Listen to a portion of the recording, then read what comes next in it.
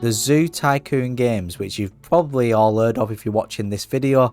Zoo Tycoon 1 was released in 2001 and it had over 1 million sold units. In 2002 it was followed by expansions packs, the Dinosaur Digs and Marine Mania. And if you've not played Zoo Tycoon, you've probably heard of the remake version which was released in 2013, which subsequently was obviously called Zoo Tycoon, which was released on the Xbox One and the Xbox 360. Add a hell of a lot more technology and advances in technology and boom, we have a game like Planet Zoo. I wanted to bring back some nostalgia here and create something what was in Zoo Tycoon, which is the Primate house, and recreate that in Planet Zoo. Don't ask me why, I just thought it'd be a fun idea to do, but it took me longer than I thought it would, let's be honest. For such a small building, it was difficult. And you can see the start of my troubles here. I wanted to create something what was originally on the grid, because once you do this, it's much more easier to duplicate them over on the grid, which you can see me doing now on Planet Zoo. But yeah, it still was difficult, and I wanted like a traditional stone wall, and we've just not got any. So what's going on, Frontier? What's going on? Yeah, the closest I could find with these pieces you can see me playing about with, but obviously they're not on the grid. That's why I've buried an item what's on the grid inside of this item what's not on the grid. I hope that makes sense. I know that really sounded complicated when I said that, but yeah. What I'll probably keep doing is popping up the reference image of the building within Zoo Tycoon, and then you can see the kind of look I'm going for and what part I'm actually building. For instance, this is the diagonal wall, which was a pain in the arse to build. And that does seem like a recurring thing in this video. Such a small building with such difficulty to build. I don't know what was going on. Maybe it was just me having a bad day, having an off day. I really don't know. Oh, and by the way, let me know in the comment section below, what got you into Planet Zoo? Why did you start playing Planet Zoo? Was it because of Zoo Tycoon and that franchise? Did you start playing it because you like those games and bring back those kind of nostalgic memories, or is it because you just like simulation and management games, so you thought, oh, why not, I'll give Planet Zoo a go? It'll be interesting to know why you did start playing Planet Zoo, so drop a comment down below and yeah, I'll reply to you. I will, I promise. And anything like this, anything you see me build will be on my Steam Workshop page. The link is down in the description. Also, if you want to keep updated with anything I'm doing, then all my social media and stuff is there as well. I decided to add this like wooden trim on the bottom because that's what it looked like it was in the pictures. The pictures are quite blurry because it's quite an old game, not gonna lie. So this is my own perspective and my own, you know, my own twist on it. Really, it's not going to be perfect. It's not going to look exactly like it did in Zoo Tycoon. That's impossible. But yeah, I got it quite close, and I think it does come out looking pretty damn good. See, we're just building this. What would you call it? Like a courtyard area? I don't know. Maybe it's just for the guests to go and chill in. I'm not too sure. What that's what the picture said. The reference images. So that's what I went with. So yeah, it was quite simple. Little bit of mulch, should I say? This lovely little like palm tropical tree, and there we go. And then you see me just fiddling around trying to get the wooden area which goes around the mud and around the mulch. Again, very difficult, and I couldn't figure out a way to do it, but I do come back to it and I do pull it off. I just have to do it the hard way. So I'll skip that part from now, as you can see. And yeah, I went into doing the flooring. This flooring just looked like it really worked and really suited what type of building it was. Being a Primate house, looked quite clean and something what you would actually see in a zoo, or maybe even a kitchen. It gives me kitchen vibes. But yeah, I thought it looked pretty good, so that's what I went with. Obviously, a lot of the stuff is now not on the grid, or we've had to lower the grid to 1 meter or 2 meters to be able to get things fitted in, which again was a bit of a pain in the ass, but it just takes a lot of practice in this game. A lot of people ask me, oh, how do you build stuff like this? How are you good at Planet Zoo? It's like anything in life. If you put the hours into it and practice and persevere, then you'll get there. You will. Do you know what I mean? You're not going to say, I'm an amazing violin player when you've only played 3 hours of violin. But if you played over 1,000 hours of violin, you're probably a half decent violin player. And that's not me saying I'm a good violin player. I've just got well over 1,000 hours in Planet Zoo, so I'm pretty decent. I wouldn't even say I'm good. I'm just alright. I know what I'm doing, if that makes sense. There's much more better builders than me, but yeah. You can see me just stopping the flickering in here. This is, it's called crossfighting, I believe. I think it is, I'm not 100% on that, but I think it's called crossfighting. It's just when the graphics in the game just flicker because you've got two of the same pieces overlapping each other. Just go into that group and just lower it down and then lower it back up, and it will stop that if you ever get that yourself. Just building the they're like little windows, aren't they? They look like maybe the visitors can go in them, but I've not made that a function within this build myself. It is more to please the aesthetics really, and to go with the reference images how it looked. And again, fiddling around with loads of different glass types until I got the one what was right for me. I ended up just not even adding glass. Well, it is technically glass. It's that immersive glass where it's not real glass. You can't actually see through it. It's like a 2D glass, what looks like it's real.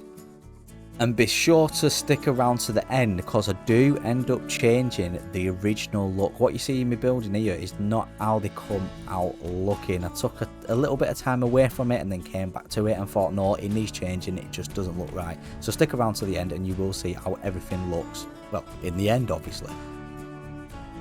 And I am just finishing off this section now, while these windows, and remember the detailing is really important. Adding these like brackets to the windows and the window frame really just does little details like this really does bring stuff to life in Planet Zoo. And then once they was in place, they looked something like this. Remember, I do change them, but it was time to add some mulch and some foliage.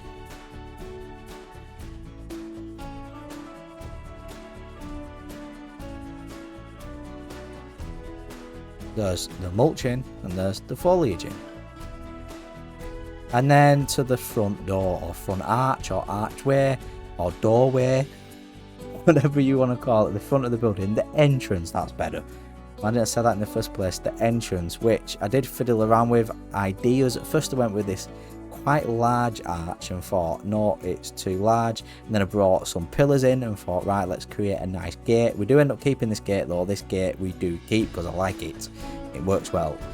But yeah, and I ended up some pillars, and I thought, no, that just looks stupid. What the hell am I supposed to do now, Adam?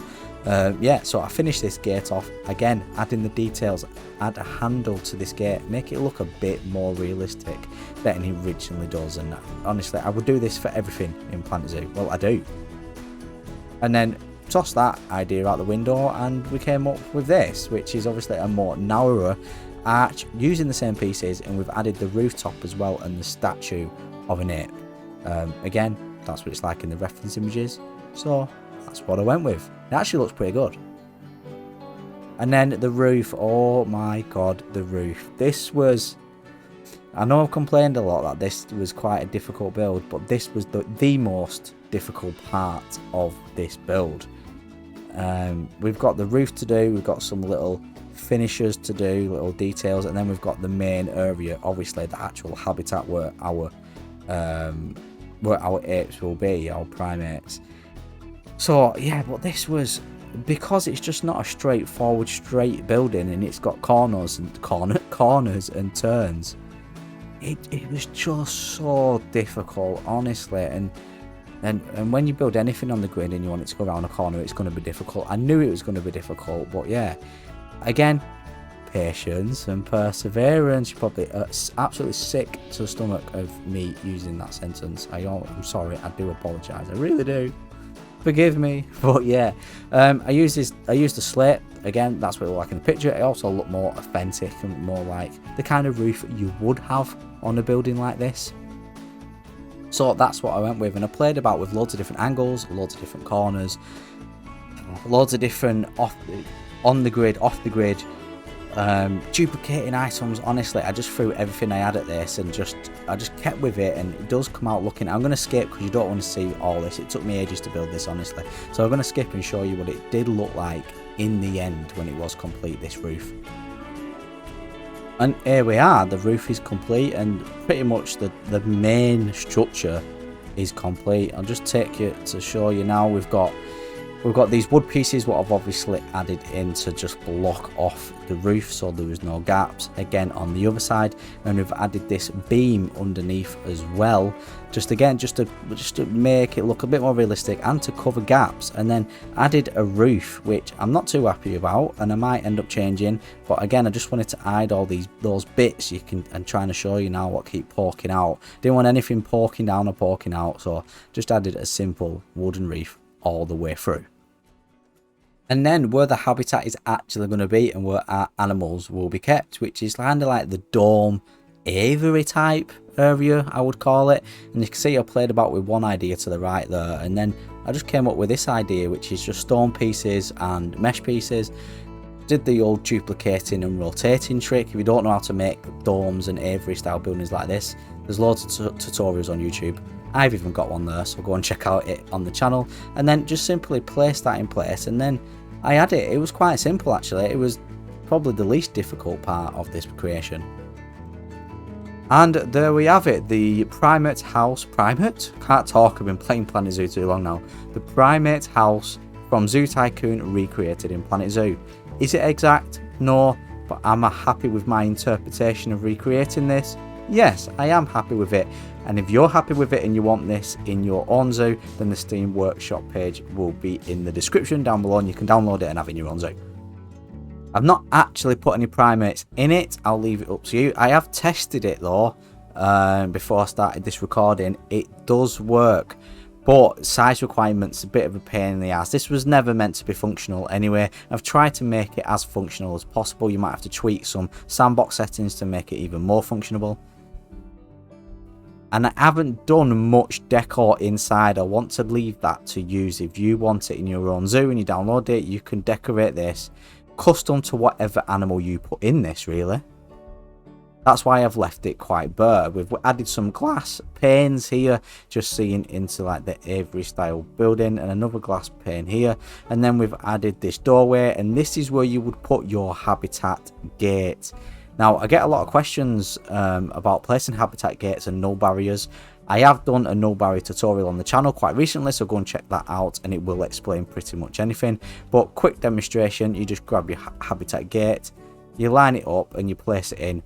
You change these barriers to null, and then you wrap a null barrier all the way around the building itself, and it should keep your animals in. This is how it looks from the outside. Obviously the zookeeper will put the animals through that door, and then the animals can go along here and then into the main habitat itself. Where obviously I've added quite a lot of climbing materials, climbing frames, because they are primates, they love to climb, and just a big tree in the middle. I wanted it to keep it quite simple because that's what it is in Zoo Tycoon.